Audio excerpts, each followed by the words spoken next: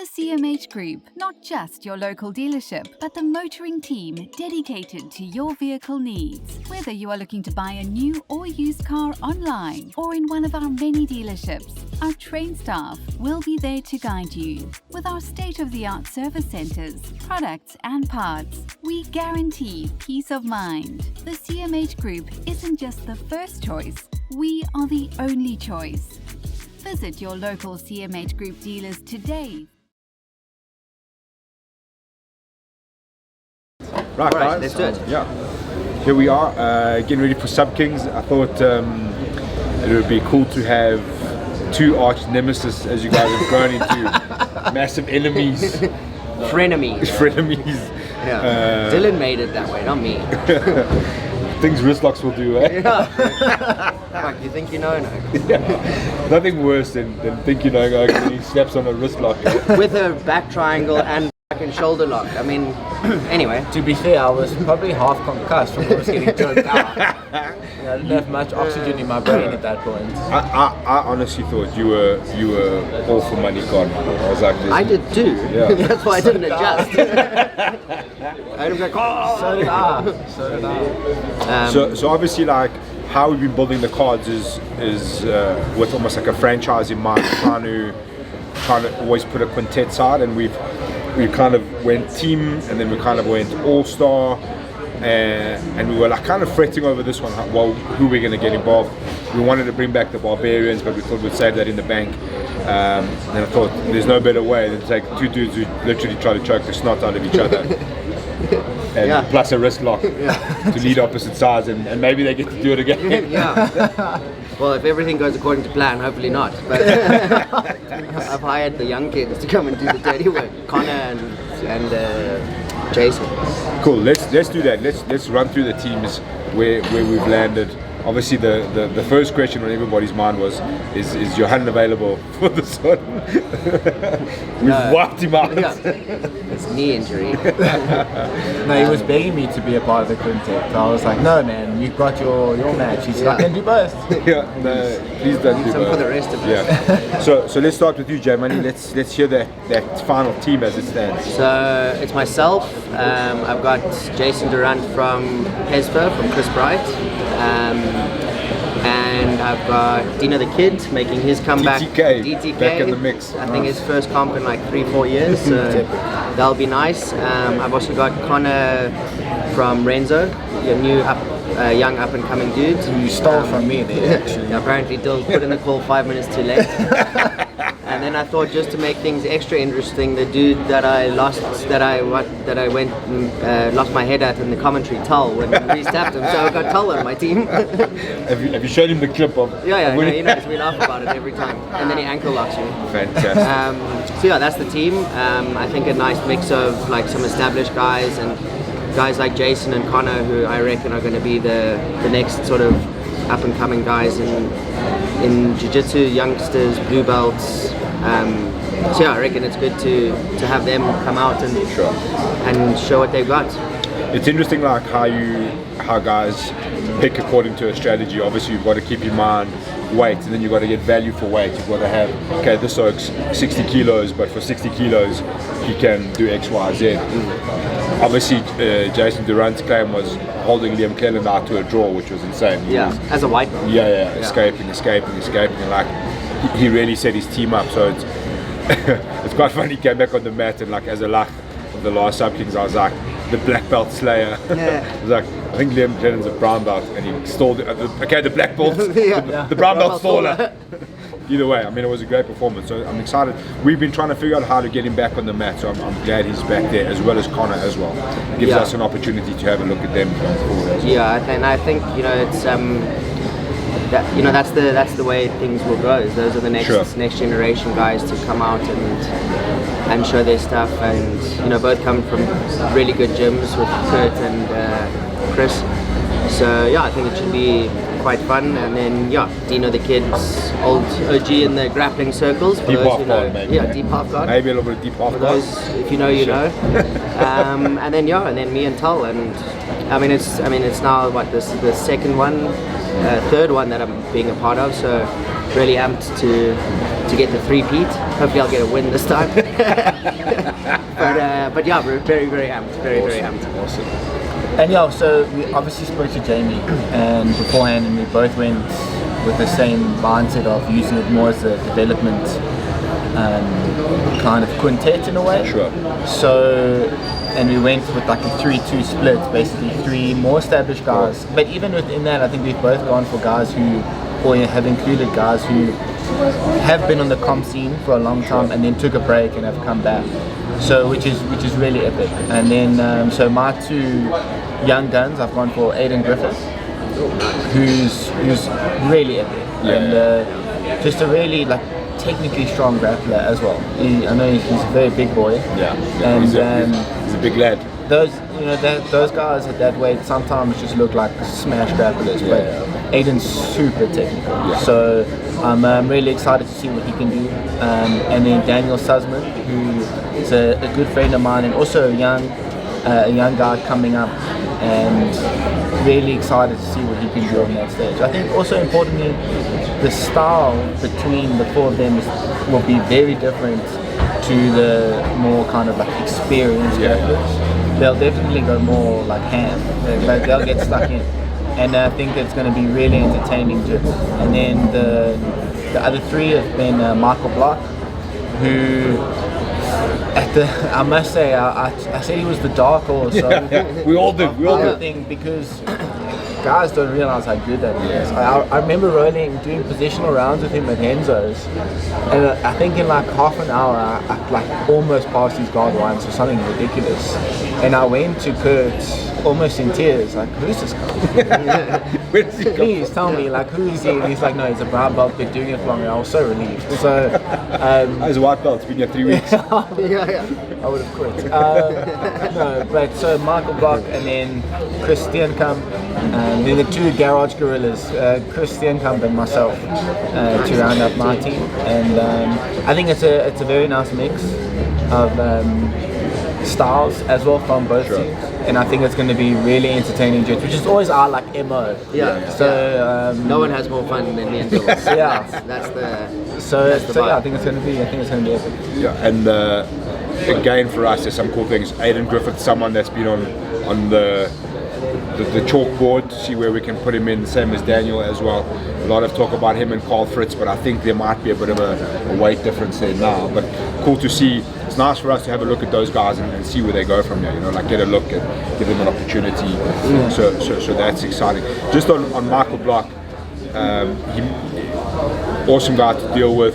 He was one of the first guys I reached out to for the last one, like early on, and he was like, "I'm in, I'll see you there." Obviously, the showing, I think he got a bit of a rough draw up front, but he said, I can't remember the message, but he had said to me he had when I first messaged him, he was maybe like 10-12 kilos heavier or something like that. So he'd obviously come off the COVID couch, stuff like that. So I'm sure he's excited to get back and you know, like show how good he really is, because he is good, man. Everybody I spoke to about Michael Block was like, dude, for sure keep your eyes on that guy. Also Jordan, like that draw against Jordan was, I mean, he did really well. He had like 30-40 seconds where he was putting the pace on. I think he had an underparter entry that was really good, and Jordan just does that false, I think it's like a false reef entry. I mean, I really should know. But you spent a lot of time. You've seen it a few times. But you know, and he just had a really good look and sniff on his heel, and then caught Marco in that null technical scramble. So I don't think people got to see just how good he is, which is another great opportunity for him and provided by you guys, which is it. So as you guys have mapped that out, and it's quite cool because that's kind of how we're trying to base our cards. Start with a junior fight. This time we've got Reece Jory from SPG in Bedford View. His team was very upset that he wasn't on the first one. So I was like, cool guys, be patient, we can only do one at a time. So we've got Reece Jory in versus Bobby's kid JJ Karajanidis, who's been chomping at the bit. You know, it's nice we get to see these guys on the tournament mats and watch them map it out and then bring them up onto the biggest stage. And it's important for us because guys like Yusuf, Hansrod, all of these youngsters that want to go overseas eventually, this is going to be an important step for them.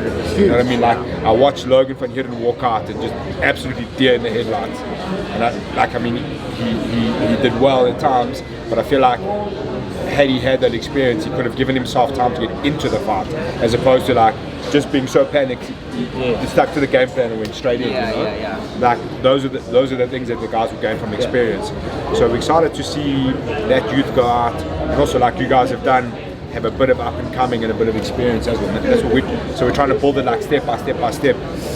So that'll be the first one. Reece Jory, JJ Janides, and then Kiara Fagan versus Ushi Yunga in the ladies lightweight. That's a really good fight.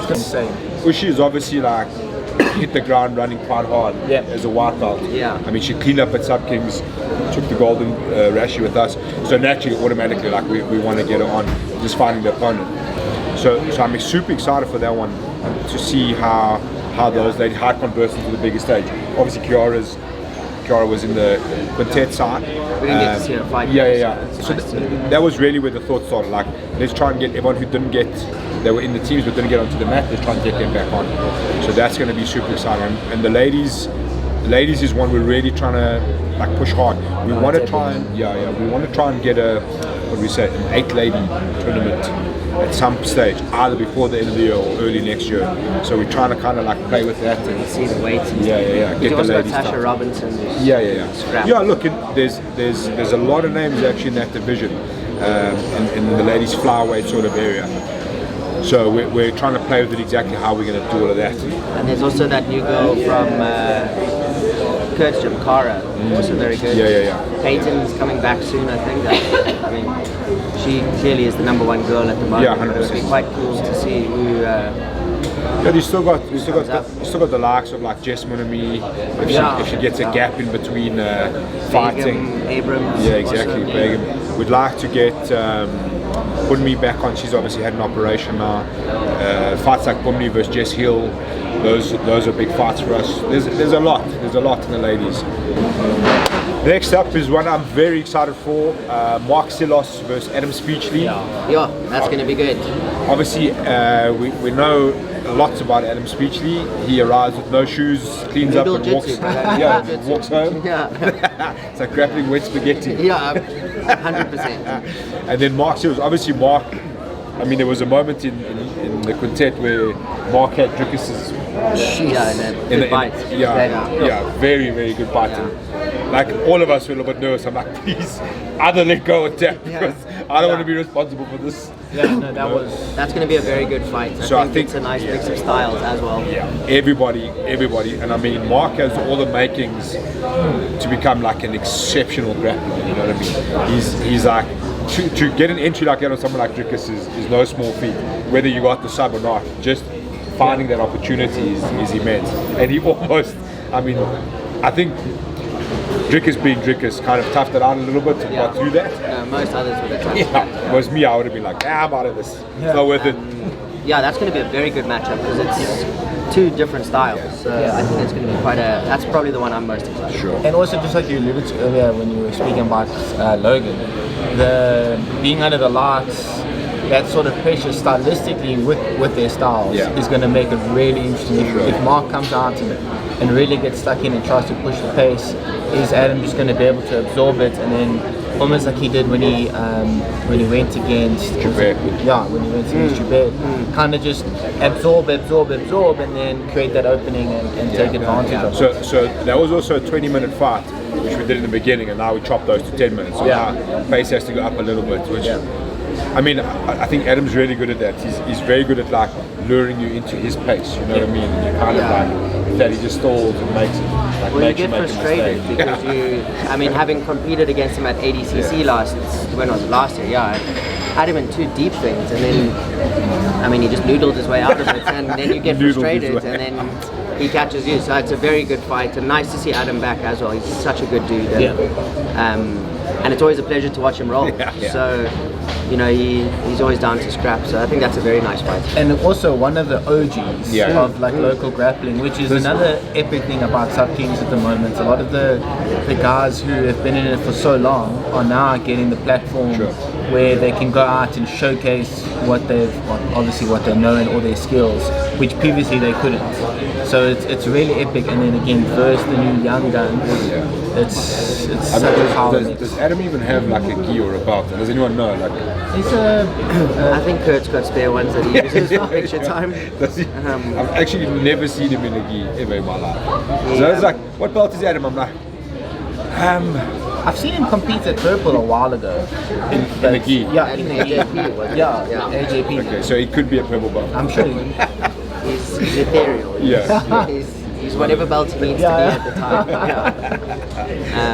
And then your matchup next, or the one that you're very happy about, is the first gi match, Rock Fay versus Tana Biko. I know you're thrilled about not being in the gi. The first time there was the sub-kings, I messaged Al and I was like, bro, put me in the gi against anybody, any weight, any belt, I don't care. Just put me in the gi on that card, I'll do magic. Like, please. I think every day I was messaging him and he was like, no. So, good question to ask is what rule sets are you using? EBR, straight EBR rules in Really? the gi. So my thinking on this was always, for this particular matchup, on the feet and in the gi, I think obviously Biko has an advantage. Yeah, high level judo. Yes, very super high level judo. And like everyone thinks that that's going to be just for a takedown. No, yes, no. and there's obviously the EBR rule set gives an opportunity to avoid that. Yeah. That being said, I think if he gets anything on the collar, you've got a problem. Yeah. Like you're not going to shake him off a collar. That's a very interesting fight. And Rock had a very good showing against Brett last time. With the hill. Yeah. So it'll be interesting to see, with the gi if you can get into the leg positions. Yeah, so obviously there's a lot more friction in the gi, which makes it, if you are in like an inside triangle, that controls a lot deeper. But in the same breath, you've got a lot more grip to avoid it. So if Shorty can use grips to avoid the entries and prevent the reaps, and like reap entries or whatever entry Rock would use, if he can use his judo grips and grip knowledge to stuff those entries, then it's going to be super interesting. And I think that's a big thing for Biko is like, I mean, you're a judo master now. Just a humble green belt. you know there's certain guys in judo, like in the gi, if they get hold of your gi, it's game over. It's a very different type of base because it's they're not looking to necessarily advance positions, so they don't leave themselves open to much. So it's a very fascinating fight. The other thing with Biko is like there's I'm not throwing shade. I mean they call him Shorty for a reason. There's not much leg. Like to control that knee line, you got to get super deep, and he's aware of that. You know what I mean? Like, I don't imagine he's the easiest guy to find like a leg entry. I think it's going to be difficult. It's a very fascinating matchup. And both are extremely high level. That's another thing. Both they've been grappling for so long. Rock was the longest blue belt known to man. He was also like Lazarus. Or maybe they retired. Maybe they retired. Rock was also the kid on the mat. Like he's been on the mats since he was a small fella. He's still a small fella. So does this mean we'll see more gi matches happening? Yes. So let's squash the gi thing. The biggest problem was Justin Ferrier, who's completely opposed to the gi. I say because there's no gi that fits him. He says he's got one. But his analogy is that we're going from T20 to Test cricket. I'm like, he's not just wrong though. It's extra clothing. But he's not wrong. It depends on the grappling. For sure. But that's exactly why we've tried. That's why we want to use the EBR rule set in the gi to make it. In my mind, it makes it more exciting. So look, the gi is like everything. We'll pilot and we'll make adjustments. If it's not well received, we'll make other plans. But the gi is definitely going forward. It's definitely something we want to implement because there are guys that favor the gi, that really want, i.e. Mr. Miguel, who really want to compete in the gi. And I think a lot of the schools as well are starting to try and get their guys to compete in the gi as much as possible as well. Right? I feel like I saw a meme this morning from like one of the BJJ sites, and it was like how BJJ used to be, and it's like this like drawing of like the dude's massive brain, and it's like all these like different things, and then it's like nowadays more leg locks. You know what I mean? So I do feel like that's going to happen eventually. Making the gi great again. Yeah, not even the gi. I think just like the whole of jiu-jitsu as opposed to like this fascination with leg locks. I think when it comes to competition, what people like maybe step back and realize is people who compete a lot are going to become good at the competition rule set. And within that rule set, a good competitor isn't necessarily the best grappler in terms of all-round knowledge and skills. It's a person who can apply the technique best within the rule set. Sure.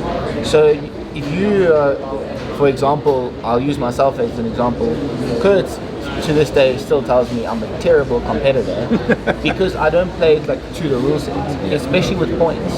So I think the problem with the IBJJF system and those sort of systems is that they encourage and create an incentive for negative grappling. So if you can get more competitions that encourage open grappling, then you're going to get more entertaining matches. And then kids coming up and competing, let's say like a Yusuf now, for example, if he's encouraged to compete openly, then that's going to become the new style. And I think through a platform like this, if you have gi matches that are EBR resets, you're going to see people doing crazy things. You can't tell me watching two oaks trying to like berimbolo each other, going mal isn't going to be entertaining. But watching a guy in half guard just like pass their pass or whatever and then stay inside control and then eke out to knee on belly and mount and then stay there for 4 minutes. Like yes, that's work. But it's because that's the rule set. So now with the different rule sets, I think it's my need. Dual salt. That's all I need. Dual salt. He just wants to heel hook guys. I can't heel hook, I just escape. But yeah, that's a very nice fight. Very, very keen for that one. The next one, sticking to the combat jiu-jitsu, which is always intriguing. We've got Gary Smith, who he went 4-0 as a pro heavyweight MMA fighter. Gary Smith was initially supposed to be against Colin Hume, was also he's got a problem. So we've called in the mighty Merrick Bengus. Nice, that will be good. That's epic. Yeah, we've got two massive monsters, 100 kilo plus guys. For combat jiu-jitsu, it's going to be super intriguing. I don't know, like most people don't know Merrick he did fight as an amateur. I think he won a title with Fight Star. Look, we're eventually going to have to convince some jiu-jitsu guys to start doing some combat. There's been a few inquisitions. Can we be the combat one? In a gi. We've done the tournament, we've done the quintet, now we're doing combat jiu-jitsu in a gi. Only heel hooks and wrist locks. Lapel, cross lapel snap. I actually asked Merrick to be in my quintet team. Did you? But the weight was he was super keen. He's a big boy, dude. And just the weight was a nightmare to deal with. No, he's incredible. Listen, Gary Smith is no slouch. I think he just got his blue belt. I think he might have been the longest. Just gi jiu-jitsu. And then the next one is a big one. Carl Abrams. That's going to be good. Versus returning Tion Campbell, who's obviously been on the sideline. That's actually, I think that and the Mark Silas fights with Adam are my two fight of the nights. Those two. I'm super intrigued. Obviously, I remember seeing Tion on the circa 2000 and whatever it was when I last competed. Super high level grappler. I haven't seen much of Carl Abrams, honestly, but highly recommend it. Obviously, brown belt out of Henzo's, you know what you're getting. He's obviously from Henzo's with Martino and Matty and Dez and Kurt and the boys. So always game competitor. Very good, nice, solid grappling.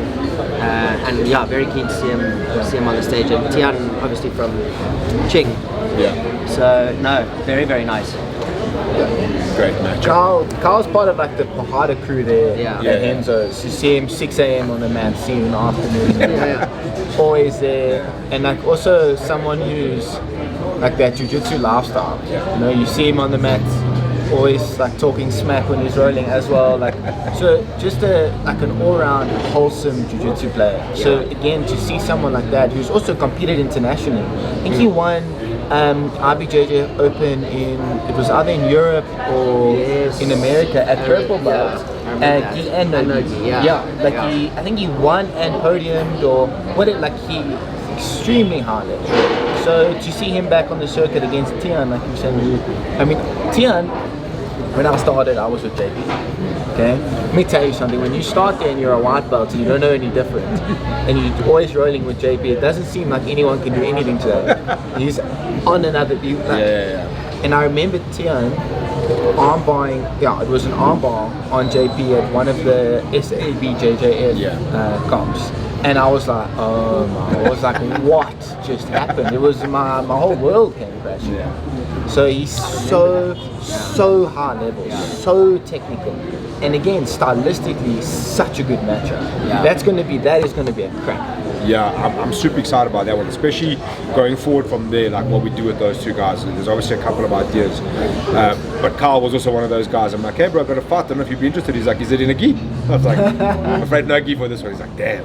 But now that you mention it, we'll keep it in mind. Yeah. So, you know, those kind of, I'm very, very excited. Obviously, Tian was, I think had the timing been different, he would have stuck up his hand for a fight with Stain. I know that's one that he really wants, and anybody that wants to stick up their hand for Stain, I'm like, get that man in there. Yeah, you offered, sorry, but for the sake of your ribs, I thought it'd be I'll laughed me off. Yeah, for good reason. Safety first. Yeah, safety first. I don't mind getting squashed for the entertainment of others. The card started in the place, and then just got a bit wild, and I was like, yo, just add another one. It's like, but this is a good fight in Birkin, we have to add it. And then obviously we mentioned at the top, and I picked it up. Unfortunately, Johan has hurt his knee. He lost a finger, now he's hurt a toe, so he's out again. His black belts get soft. Yes, he does soft, bro. So that happens when you cross the XK. When you cross the XK, you're on your own. Yeah. Sorry for you. It's that high altitude, Joburg. So he's unfortunately out. Obviously, it's heavyweight title, something we've been trying to put on, but it'll happen when it happens. And then we kind of had to scratch our heads about what do we do. We initially, I thought, just let the fight fall off. We've got a lot of fights on the card, we'll be fine. But came to the conclusion that add another ladies fight. So Monique van Staan versus Nicole van Beek. Obviously, like I was telling you guys, a bit of history there.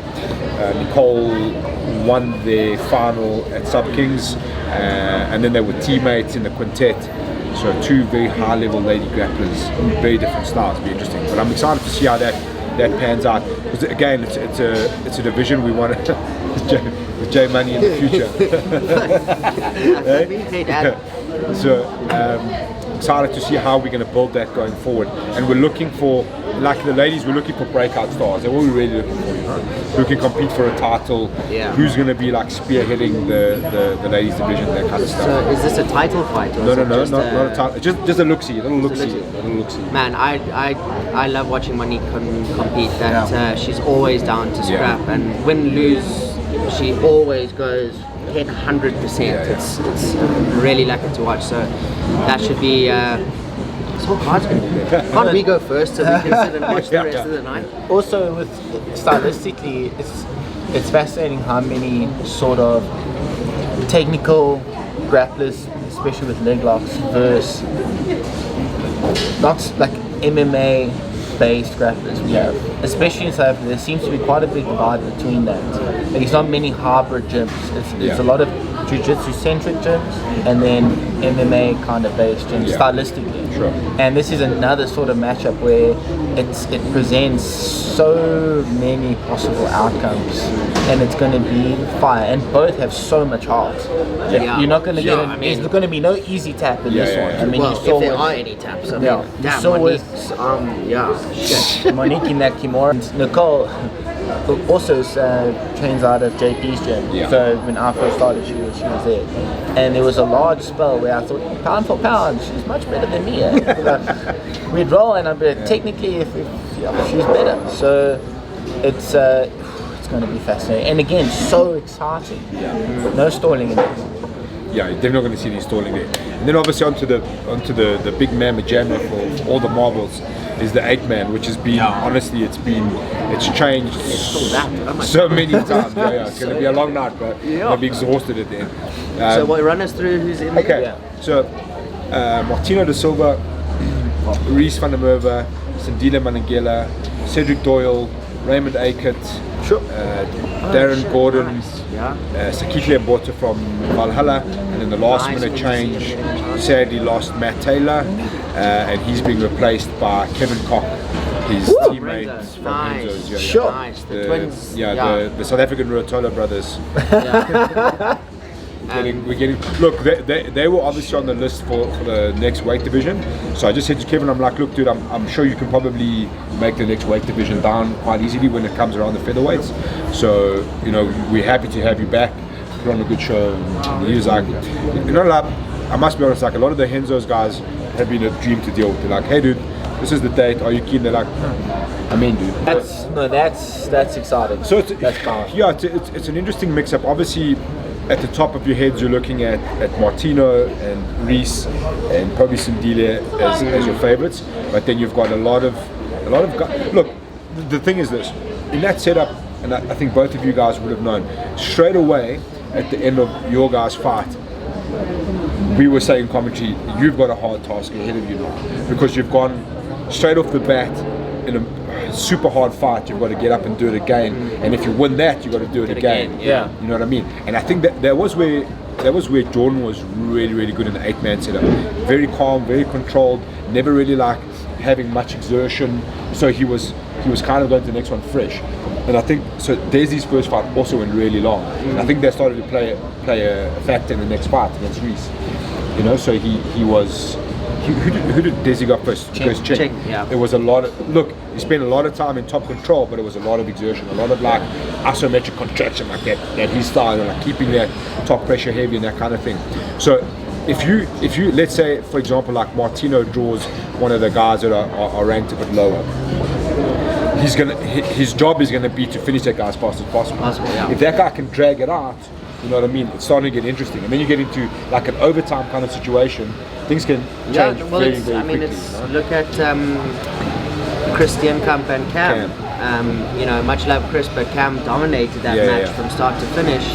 But Chris won according to the rules. That's grappling. You know what I mean? Like so you got to be. You got to win. Yeah, to win. You've got to be conscious of those things. You know what I mean? Like it doesn't matter who's in front of you. If you feel like this guy is less of a threat, you've got to deal with it as fast as possible.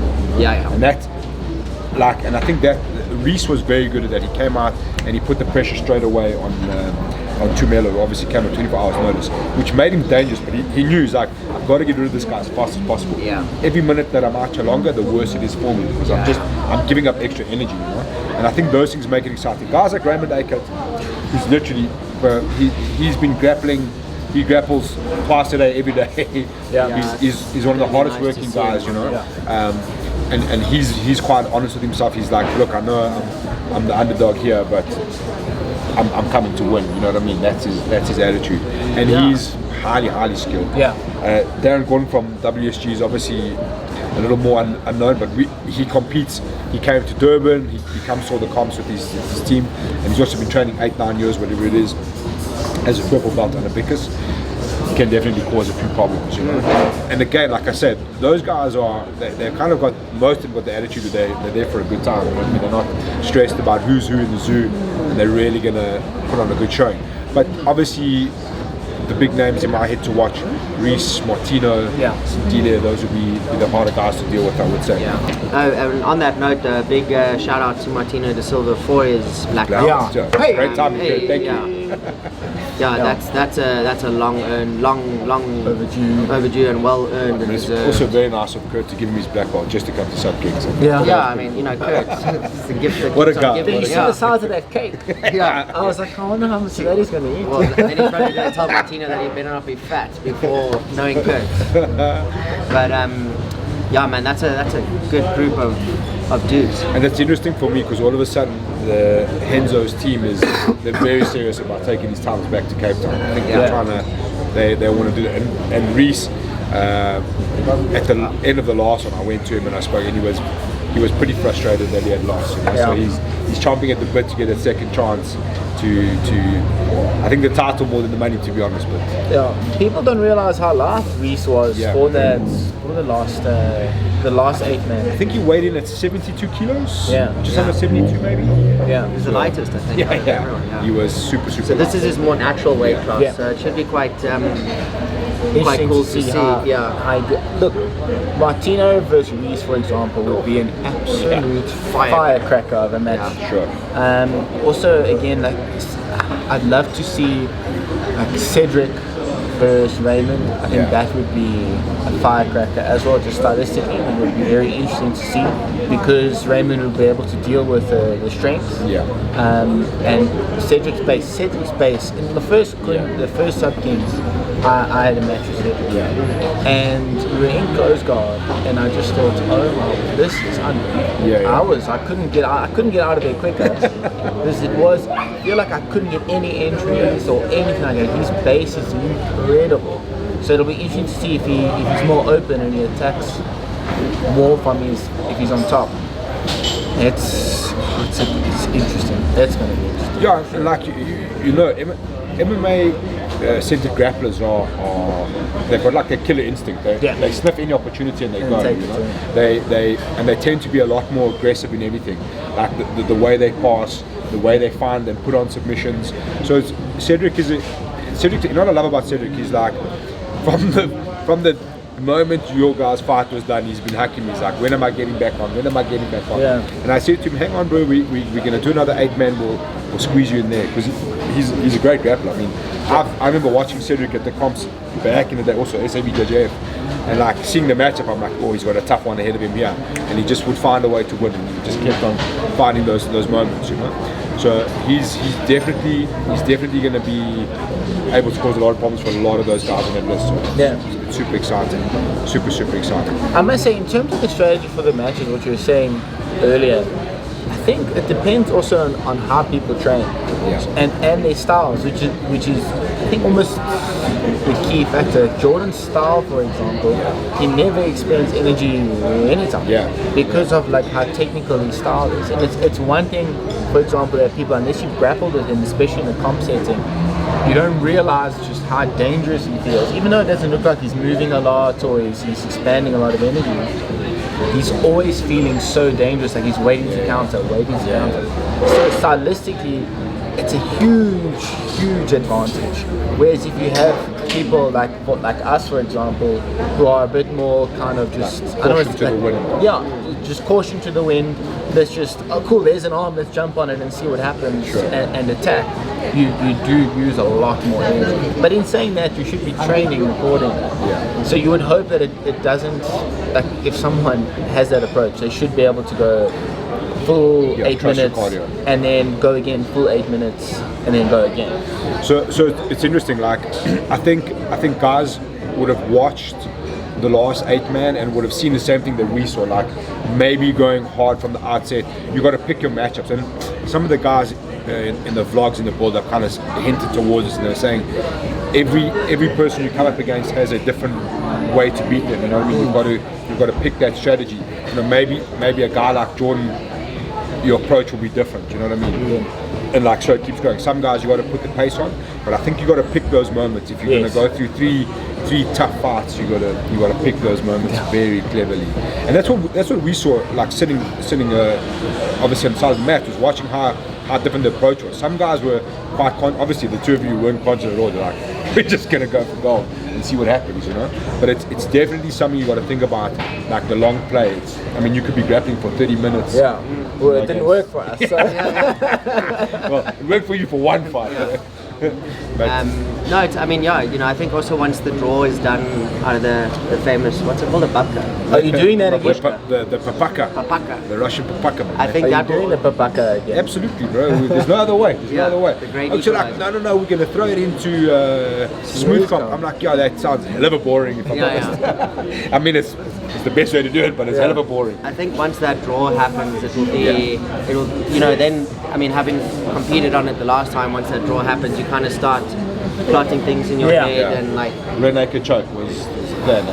Dylan was like wrist lock.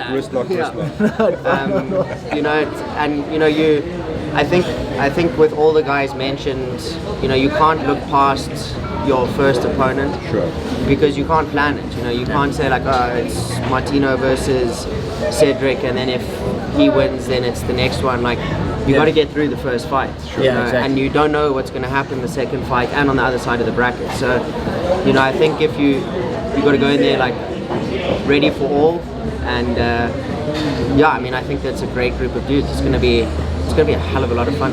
Fantastic, guys. Thank you for giving up your rainy ass public holiday. I mean, just to see you guys talk to just the best thing ever. Yeah. Like, it's long names here. Team, the money team. but not. Yeah. Not, Please Floyd. yeah. Please Floyd. Floyd is not M-O-N-E-Y, it's M-U-N-Y. Okay. And then the filthy wrist lockers. We couldn't add the F-bomb in there. I just don't think it's corporately attractive. Just to try and make peace They'll never be with the peace. current situation. Until we go into the slap jitsu in the gi. Yes. Originally we wanted to call it a crayon car, but we wouldn't be able to do that. No. So if the wrist lockers gets thrown under the bus, then it's crayon car. It's up to Jamie though. Yeah. Cool, guys. Black belt privilege. Yeah. Thanks for tuning in. 1st of April. Yeah. On YouTube as always. Check it out on Instagram, Facebook, and all of those good things. And we'll see you soon. And get tickets and go watch in person. 'Cause it's honestly a hell of an experience. Get tickets and go watch it. Thank you, Jamie, for making me look way better. Because I'm a company man, brother. I'm a company man, brother. See you guys soon. Peace. Cheers.